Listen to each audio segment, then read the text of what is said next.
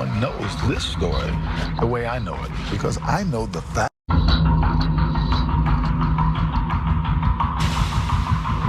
Tell you a story you've never heard before, because no one knows this story the way I know it, because I know the facts better than anyone. Got to do what we got to do.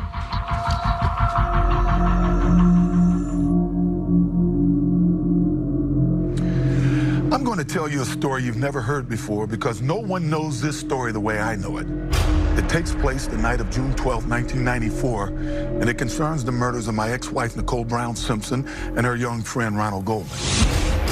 Forget everything you think you know about that night, because I know the facts better than anyone. The story you know or think you know, that's not the story, not even close. This is one story the whole world got wrong. Tonight, O.J. Simpson is out of jail and a free man. But did he get away with murder? 12 years ago, a shocking interview with publisher Judith Regan. You reached under the seat for? A knife. For the first time ever, in O.J.'s own words. I remember thinking, well, whatever's going over there's got to stop. Details about the bloody crime scene that seemed like only a killer would know. You write about removing a glove. Obviously, I must have, because they found a glove there. And explosive revelations about an accomplice. Charlie had followed this guy in, and he brought the knife. Those tapes were lost until now. And I said, well, you think you can kick my ass? And I remember I grabbed the knife. We're finally going to hear the answer to the question that has haunted us all. What happened on the night of June 12th, 1994? I think everything was covered in blood. It was horrible. Is this his confession? You be the judge.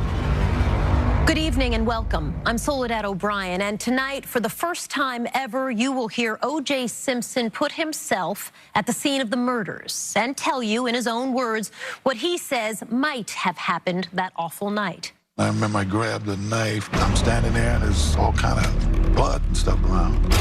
O.J. was acquitted of the murders, and due to the double jeopardy rule of our criminal justice system, he cannot be tried again for these crimes. And keep this in mind, this is hypothetical. Is it a confession to the murder of his ex-wife, Nicole Brown Simpson, and her friend, Ron Goldman? Or is this version only hypothetical, as O.J. maintains? You'll have to decide. But there is no doubt that what he says is disturbing, often chilling, and above all, unforgettable. This is one story the whole world got wrong. Thank you, sir.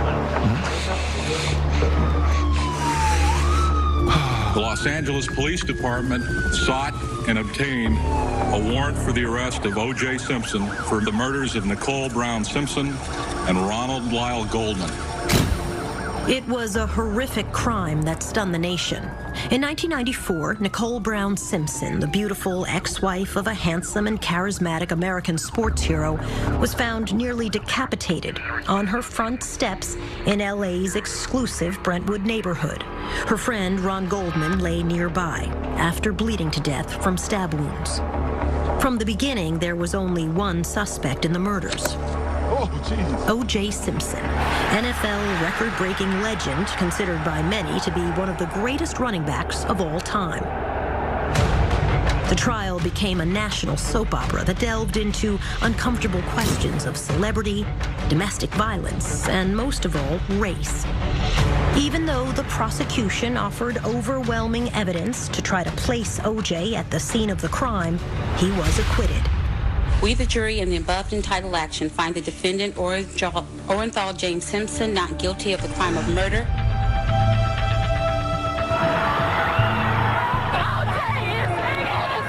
He's guilty. He's got to live with himself, man. What did you think of the verdict? I felt that if there's anything right with the universe, there's no way they can convict me of it. O.J. sat down with the publisher, Judith Regan, in 2006 for what would be his first and only TV interview about his relationship with Nicole and his movements on her last night alive.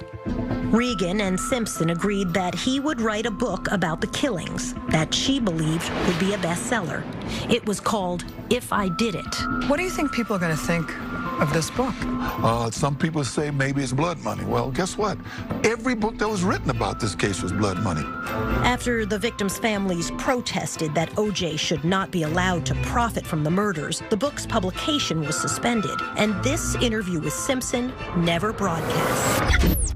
Tonight, not only will we show you the never-before-seen interview, but Judith Regan herself is here to tell us what she was thinking while sitting across from O.J. Simpson that night.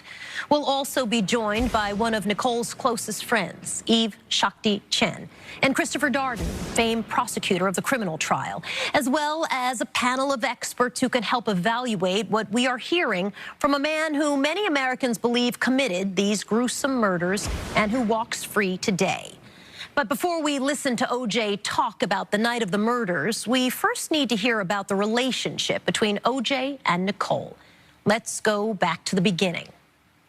I want to talk about the first time you met Nicole Brown. Yes. Where was it? It was right on Rodeo, a place called the Daisy. It's a little breakfast place. I had actually gone there because my first wife, Marguerite, and I had just realized and decided the night before that it wasn't working with us. O.J. was married to his high school sweetheart, Marguerite Whitley. They had 2 children and a third on the way. At the time he met Nicole, he says his marriage was on the rocks. Now, we had had a trial separation. We had lived together till June, and we realized it wasn't going to work. But she told me she was pregnant. Geez, what are you know, here we are, not, how could you get pregnant? Whatever. And I was so depressed. But it was our anniversary the next day. Over the weekend would be our anniversary, so I went into Beverly Hills. I bought her a coat for them to deliver it to her. And I ran into a friend of mine. He said, let's have breakfast. And when we walked in, this vision turned to me and said, where do you want to sit? And I remember thinking, what a gorgeous girl. But I can't deal with this. So 3 days later when I came back, I went back into the Days Inn, was having lunch with the owner, and she came back in. And I said, man, I would really like to take this girl out. And he called her over and introduced us and, said, this is one of the good guys. And you were together from then on? Well, yeah, I had to take her, before we went to the party, I had to explain to her that I was married. But I wasn't married. It sounded like a line. But after we talked, I think she believed me. And we're together ever since. You courted her for 7 years? You were together 7 years before you got married? Yeah. Long courtship? Yeah, well, I really wasn't looking to get married. Most guys aren't looking to get married. I had 3 kids. Obviously, early on in the marriage, my 3rd daughter was born, my 3rd child, who passed away a couple of years after that. But I wasn't looking to have kids. And then after a few years, she mentioned to me that, she had been helping me when my kids were with us, raise my kids, and she kind of wanted her own, which was a good point to me at the time. But I was still kind of hesitant. And that caused a lot of friction with us. But for the most part, we had a terrific relationship. You write about the night in 1984. With the baseball bat. I don't know why this has become such a big deal. This is what bothered me with the media and these stories is I hadn't committed to a wedding date. I think I committed to, I got engaged, but then I'm to do what most guys do, You put it off. I'm telling you, well, we'll get married maybe next summer or something. And she had come home, and we were talking about it, and we went out front like we often did, and we was talking about what it was. And I was sitting on the front of this, it was actually my car, but I bought it for her. And I had a bat between my legs, and as we're talking, it's bouncing off the tire, and we're just talking. And at one point, it hits the rim. And she says, if you damage that, you're going to have to pay for it. And I go, well, if I pay for that, I guess I have to pay for this, too. And I kind of hit the front of her car, So she went in the house. I don't know what she did when she went in the house. But, it's my car. I pay for everything. I pay for everything around here, right? She knew he had a volatile temper. But Nicole Brown married O.J. anyway, hoping that he would mellow once they started a family. When you got married, when you finally did it after 7 years, were you fully committed? Yes, I was. And she wanted her own children. Yeah. You're right about that. Yeah, as a matter of fact, once we got married, as I pointed out, we went on our honeymoon to get pregnant, and she got pregnant on the honeymoon. Yeah. Were you happy about that? Yeah. At that point, yes. Their first child was a girl, Sydney, and Nicole basked in motherhood. But for O.J., it meant having to share his wife's attention. So Nicole has Sydney. Yes. What kind of a mother was she? Because you write about this a lot. Incredible mother. She was almost too attentive, if you can be too attentive. In what way? You couldn't get her to go anywhere, you know. Couldn't go out to dinner because she couldn't leave the kids. And it became a problem. I had worked with Judith Brown, Nicole's mother. We had come up with all kind of schemes to try to get her to leave the kids, you know. And I said, we just need a weekend to go somewhere, you know. And it was almost impossible. If we went out to dinner, she'd be calling back. So she was totally involved in the kids' life. She was a terrific mom. You write in the book that Nicole changed after your son, Justin, was born. Yeah. In what way did she change? Well, she always had a thing about her weight, and that became an all-consuming thing, right? Right. Her mother, the first advice her mother gave me, the first night we met, was, O.J., don't let her put on weight. She's miserable if she puts on weight. So that became a major thing. She had heard rumors of me having an affair or something, which unfortunately was true, and that didn't help the situation at all. The first time we were ever apart was when I went back to New York that fall for NFL Live, visited back and forth. I didn't know it at the time, but she had kind of had a fling herself, you know. And you also had your flings. Yeah. Eve, can I get you a tissue? Yes, please. Can we thank grab you. a tissue, guys? Why does this make you cry? Just the kids, how much she loved the kids. Did she want to be a mom? Oh, gosh, yes. And she was such a great mom. And, you know, just to think that the thing she would have wanted the most was to have seen them grow up.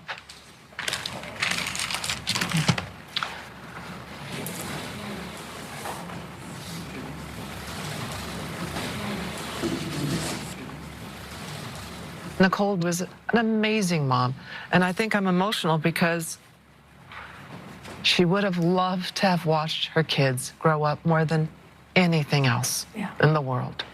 What do you make of his demeanor in that opening part of the interview?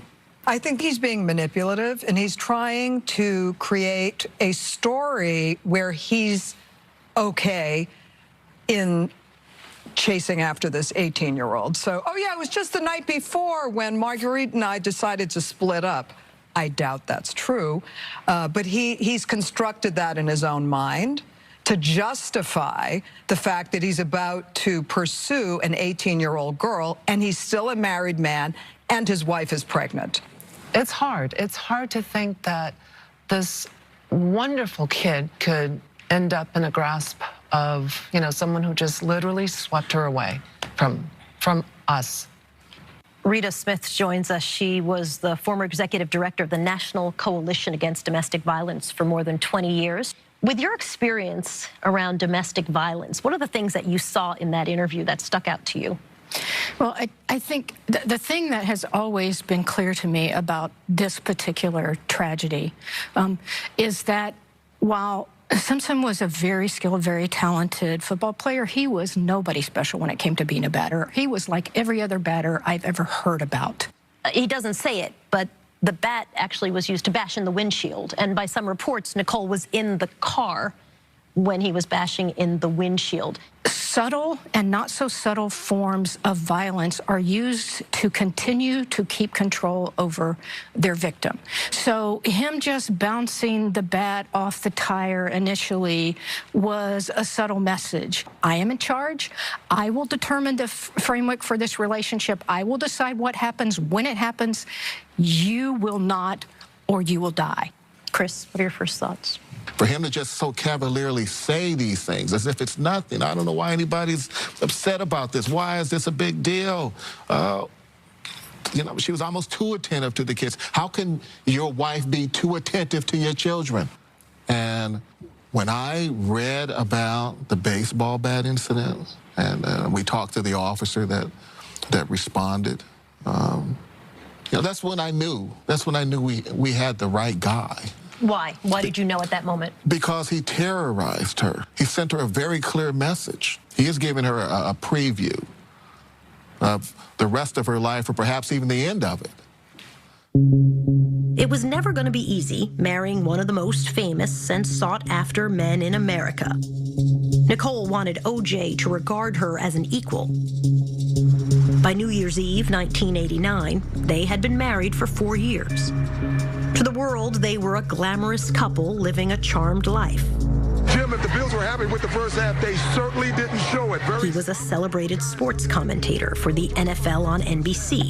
There's only one superstar in Rent-A-Car, Hurts. And the face of Hurts. Go, OJ, go!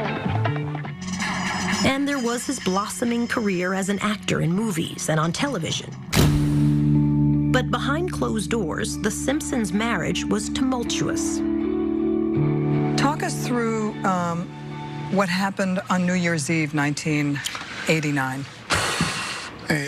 To me, and when I look back at my life, other than the deaths of my loved ones, along with Nicole, my daughter, my mom, I always said it was the most depressing and sad night of my life, because we had been to a New Year's party. We're home. We were both, sort of intoxicated. We were very affectionate. But somehow in the middle of this affection, she asked me about some earrings. That night, the Simpsons had been partying with O.J.'s friend, the pro football star Marcus Allen, and his then fiancée, Catherine. O.J. says it was a comment from Catherine that made Nicole suspect he was cheating.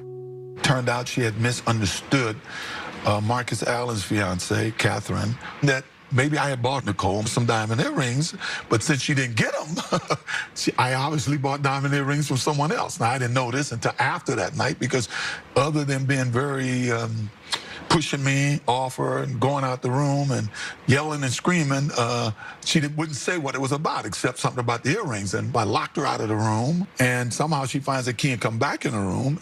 And I threw her out, and I really threw her out with no concern for her well-being. I mean, she got physical with me, and obviously I'm bigger. I got more physical with her, which I shouldn't have done. Historically, I just leave, and I didn't just leave. And a little later, my housekeeper came and told me that the cops were outside. And the one thing that hurts me as much as anything in this, besides being considered by some a murderer, is this being a batterer. Police arriving at the scene describe a bloody and terrified Nicole hiding in the bushes. She ran toward them, screaming that O.J. was going to kill her. Her sister took photos documenting Nicole's injuries. It was one of multiple occasions that police responded to Rockingham for a domestic disturbance. This time, O.J. would be charged with spousal abuse and sentenced to 120 hours of community service. She had bruises on her arms and her face. Yeah, neck sort of, which were consistent with your wrestling person. She's Nicole. Anybody who knows her is a very physical person, a very confrontational person, who had gotten into her share of fights, with bouncers at clubs and stuff. I made no excuses. I didn't start it. But I made no excuses about my reaction. Nicole admitted that she was the one that initiated all of it. But still, I was the man. I shouldn't have reacted the way I reacted. Are you sorry? No excuses, drink. Of course I was sorry for that. I'm responsible for what I did. I got physical. I was wrong. Nicole had admitted that she initiated it. And somehow I came out of all of that because of that night as the poster boy of an abuser. Now, which the prosecution used against me with their whole total crap about them coming to my house 8 times. Cops had been there for 8 times, which obviously was not true. Lots to dig in there. Let's start with the prosecution, since he ends those comments with the prosecution. Yes, the police had been to his house multiple times. We located police officers who had responded to DV calls at the house and hadn't even written a report. I mean, O.J. created this environment where, cops could just stop by and have a cup of coffee. Police officers would come to his house and literally, party and just sort of hang out. No police officer was really interested in arresting O.J. Simpson for abusing Nicole. How significant was this New Year's Eve incident as you were building the case? Well, Nicole left for us a diary, notes, photographs. She documented the abuse. My sense is that she knew she was going to die, and she wanted to make sure we knew who killed her. How many instances does she document that you found? 7 or 8, as I recall. And each incident becomes more violent than the last one. We missed a half a dozen opportunities to save her life. Eve, he says, she's physical, she's confrontational, she was the one who was tussling. I've never known Nicole to be a person that lost her anger. If anything, she was, as I've said before, she tended to get quiet if she got upset. She was not a confrontational person. You know, she was just battling for her life. Coming up, he never took the witness stand in his criminal trial. But tonight, for the first time, O.J. Simpson puts himself at the scene of the crime. You get into a fight. Nicole comes out. A verbal fight. And explains in his own words what might have happened the night of Nicole Brown Simpson and Ron Goldman's murder. This guy kind of got into a karate thing. And I said, well, you think you can kick my ass? And I remember I grabbed a knife. It's hard for me to describe it, I'm telling you. I don't think any two people could be murdered the way they were without everybody being covered in blood. Is this a confession? You write about removing a glove before taking the knife. You know, I had no conscious memory of doing that, but obviously I must have because they found the glove there. You decide. It's all coming up tonight. Feels good. Welcome back to this extraordinary television event. Tonight, you are hearing O.J. Simpson from a never-before-seen interview he did in 2006 with publisher Judith Regan. I'm responsible for what I did. I got physical. I was wrong. Nicole had admitted that she initiated it. And somehow I came out of all of that because of that night as the poster boy of an abuser. The Simpson marriage was turbulent from the beginning, and things seemed to go from bad to worse. Following the violent New Year's Eve incident, life went on. There were family trips, Christmas celebrations, and an expensive renovation of their Rockingham home. But Nicole's friends and family say she had reached a breaking point after years of physical abuse and infidelity. And in January 1992, she told O.J. she wanted a separation. She didn't really want a divorce. She just wanted to separate. And I pushed the divorce. I said, no, we're going to get lawyers because we'll have at least 10 months to decide if it's going to become a divorce or not. If we want to change our mind, we will. But I'm not going to go through 10 months and then decide to get a divorce and go through 10 more months. Nicole rented a 4-bedroom house for herself and the children on Gretna Green Way, half a mile from the home she had shared with O.J. on Rockingham Avenue. When she asked for the separation in 1992, you write in the book, I felt like I'd been kicked in It was shocking. It was absolutely shocking. Her and her mother had been to New York a few weeks before that. She had talked about how happy she was. She had gotten her body completely back. She was looking great. She was finally wearing all her fancy stuff. Well, I realized, no, it was because she had a boyfriend. I didn't know this at the time. Really got you well, I didn't know she had a boyfriend. Of course it hurts. I didn't think it would happen. And for 2 or 3 months, I pursued her to no end until I saw her with another guy. And at that point, what are you going to do? A girl's with another guy? I mean, you'd be an idiot. O.J. had hoped they would eventually reunite. But with Nicole dating other men, he didn't contest her when she filed for divorce just 2 months after separating. In divorce court, there was testimony about the couple's history of domestic violence. One of Nicole's therapists said it's no secret Nicole was battered regularly all the time. How do you respond to that? Well, Nicole made it clear during our divorce, under oath, I might add, that this lady was crazy. She had told me, this lady's crazy. She wants me to say these things about you. And she wouldn't do it. That's why she wouldn't take the stand at our divorce, because they wanted her to say these things to get more money in the divorce. And what people don't realize, that under oath during her deposition, when they asked if I had ever been physical with her, and this is at a time she's trying to get in my pocket, and this is at a time she's been advised, say this, and it's going to help. But she wouldn't lie. That's the great thing. She wouldn't lie about it. And she told him under oath that that was the one incident that I was physical with her. Was she Can we afraid? make a deal? No, she wouldn't lie. It's just that she wouldn't lie. You know, she wasn't going to lie in front of me and on the stand. It was not being afraid. It was nothing to be afraid of. What happened next showed Nicole's fears may have been well-founded.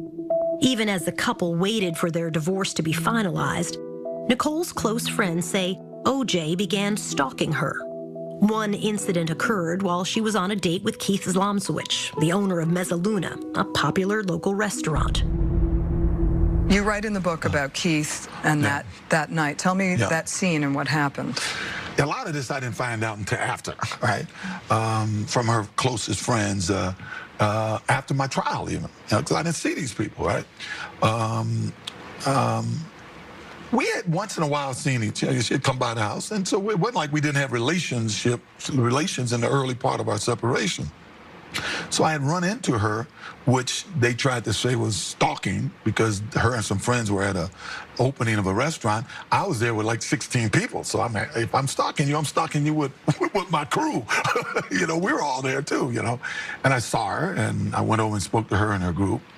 Then I went out with my group to a party, but on the way home, I'd say I'll see if she's home, because if she's still up, I don't know how late she stayed out. You know, maybe, I can get something. In any event, as I approached her front door, she has a window right along the walkway there. I can hear something, and I can see movement, and when I look, I can obviously see she was involved in something. I didn't know who it's with or what, and I hit the door and left. When you knocked on the door? No, I just hit the door. When you hit I wanted them to be alert, be aware that somebody's around and maybe they'd move or something. That's why I didn't even look. I just hit the door twice and left. It's funny, I realized when I got home, maybe for the first time since we separated, I slept like a baby. It's weird. It's really weird. I think what you do, you worry so much about something like this happening. That's what had me worried. That's what I didn't want to have. That's what I couldn't picture at night and would make me wake up. And I was reading all of these books about how to heal a broken heart. And from that moment on, I was fine with it. The next morning, O.J. returned to Nicole's house to confront her in the presence of her lover. Here's how he describes the conversation. But the next day we talked about it, and that's when we had promised each other when we separated that one of us was going to get involved with anybody, we would alert the other one. Right. She said it was a mistake. We had been drinking and da-da-da-da-da. And I said, well, why did you tell me that this was the nature of your relationship with this guy? Jim Clemente joins us. He's retired FBI supervisory special agent and a profiler, and also a former prosecutor for New York City Law Department. It's nice to have you with us. Okay, he starts by saying, almost, it's ridiculous, they called it stalking, and then goes on to specifically describe a stalking incident. Right, and then he goes on to say that, well, if I was stalking her, I was doing it with my crew. Exactly, because you know how to cover your tracks. You know, there was happened to be a window there, and I accidentally looked in, and there was something going on, I didn't even look. He saw very intimate details, which he then told Nicole, I know because I saw you doing this. Doing what?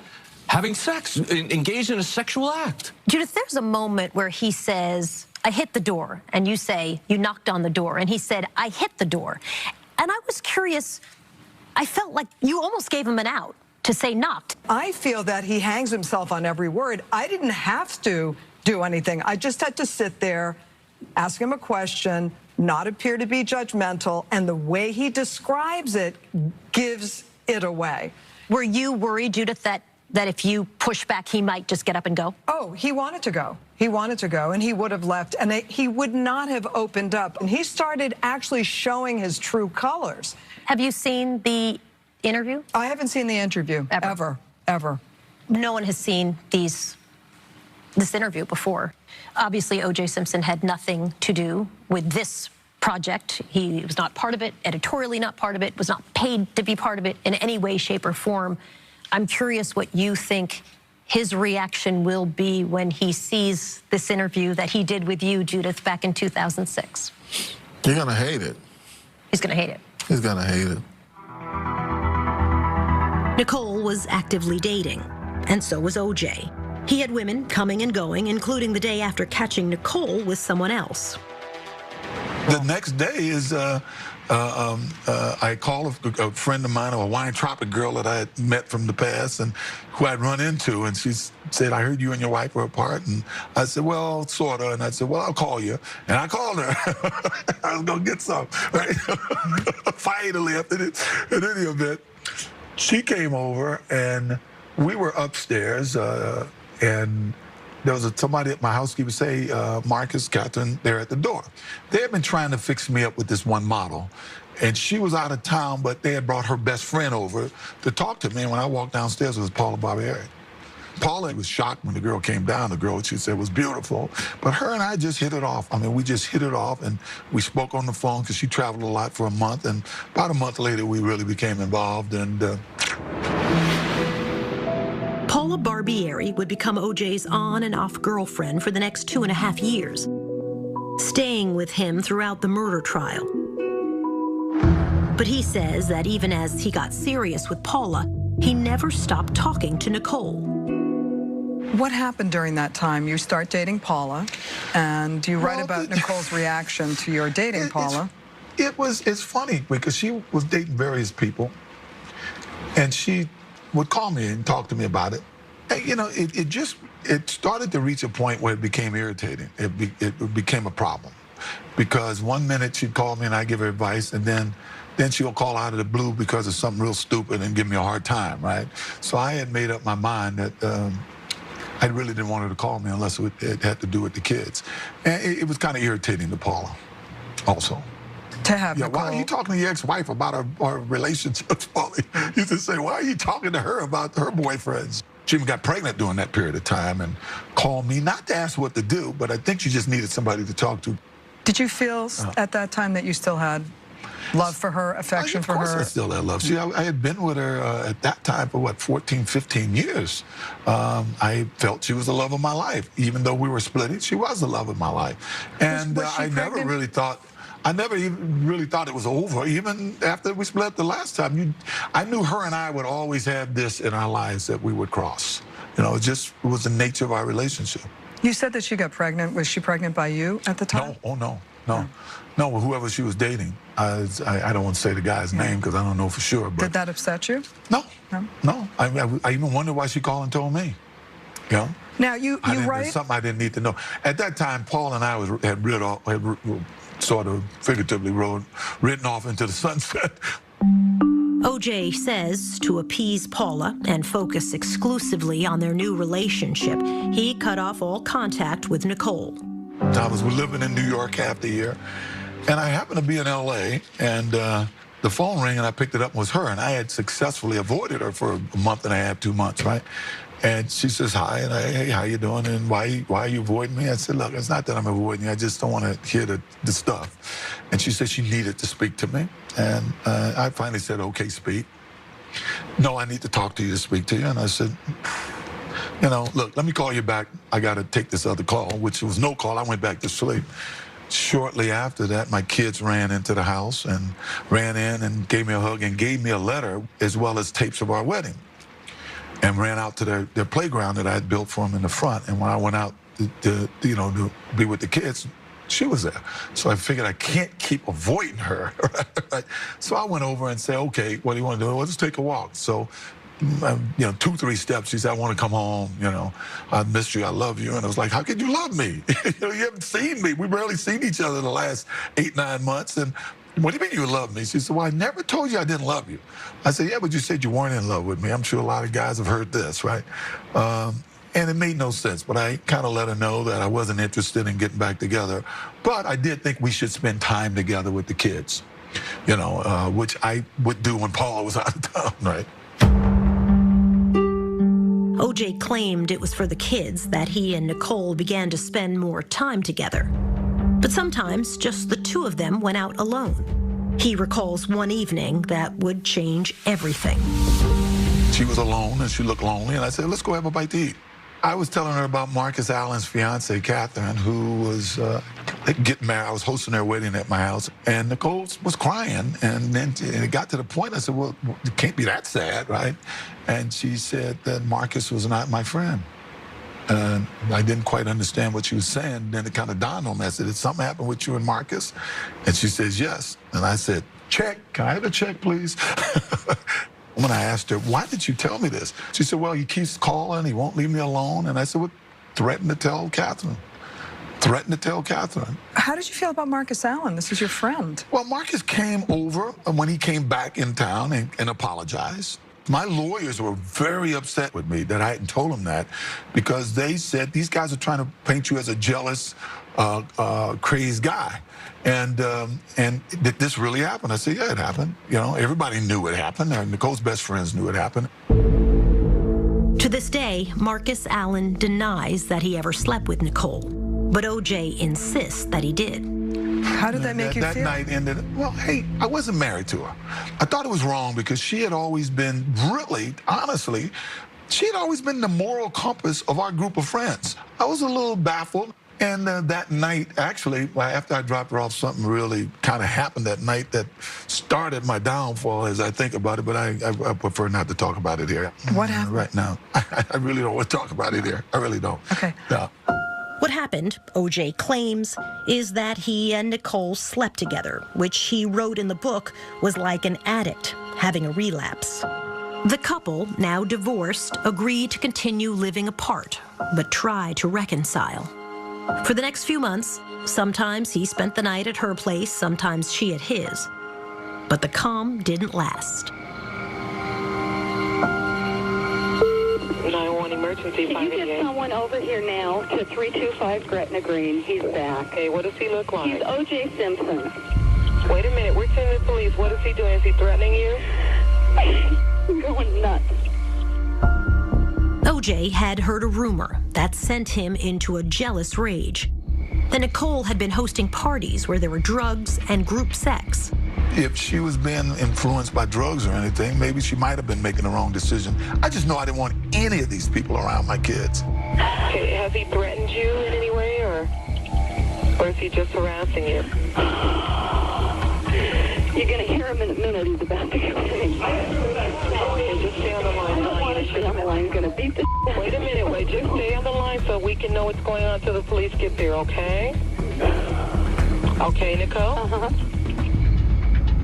Doing that 911 tape that everybody hears me yelling, I'm saying I don't want these girls around my kids. And that's the only thing that argument on that 911 tape was about. I went to her house and read her that riot act. What does he say?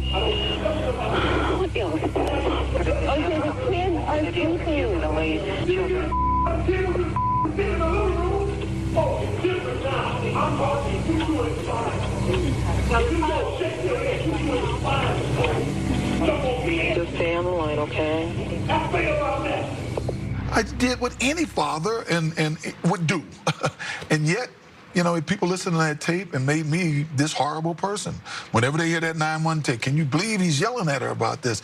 Well, when the cops came, it became apparent. She said I was yelling to her about this and only this. That's the only reason I was there, reading her the riot act, is I don't want these people around my kids. Let's talk about the 911 tape. How did you think about that tape for evidence in the trial? You know, we knew what the motive was. We knew it was jealousy. We knew it was control. And we knew that he had the capability of killing her. If you're going to come in yelling, being threatening, being physical, kicking in doors and damaging, you know, the wall or the walls in the house while the children are there. But framing it as, I'm only here to protect the children. Right. Exactly. And doing so much more harm to the children. She could have been killed that day. He doesn't say to you, Judith, what really happened, which is he kicks in the door. He breaks down the door to get inside the house, and all the yelling that we hear on that 911 tape is because he's pushed himself into a house that is not his and gotten access. And again, he's there stalking and terrorizing her, you know, in the most egregious way, and yet he describes it as looking out for his children. Was O.J. Simpson a good father? I don't know how you call yourself a good dad if you commit acts of violence or threaten violence in the presence of your children. So on a scale of 1 to 10, I'm going to put him at a -1.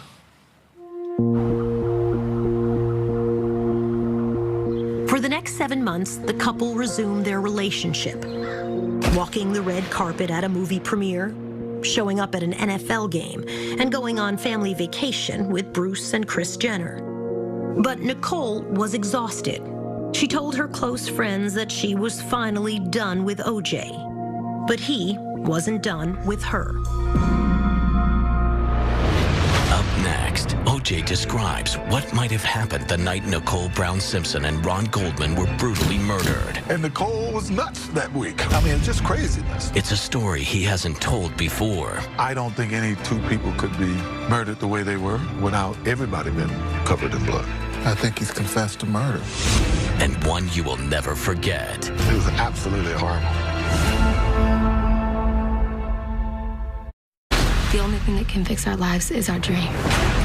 What's your emergency? Welcome back to O.J. Simpson, The Lost Confession.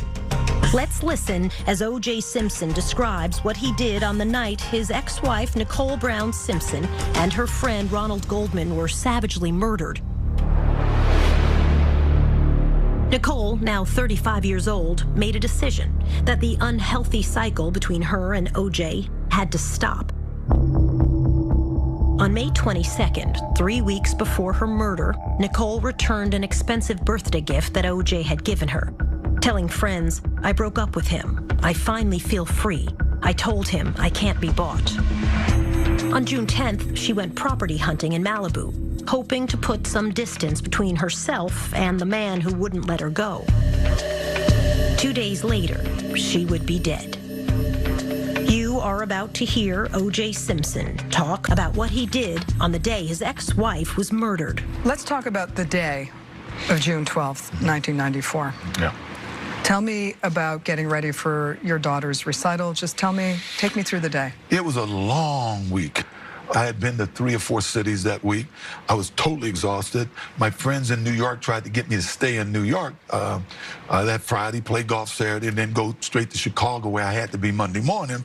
But my daughter was having a recital, and I had already missed, I think the week or 2 before, I was out of town, and I had missed something. I forget what it was, something that my daughter was having.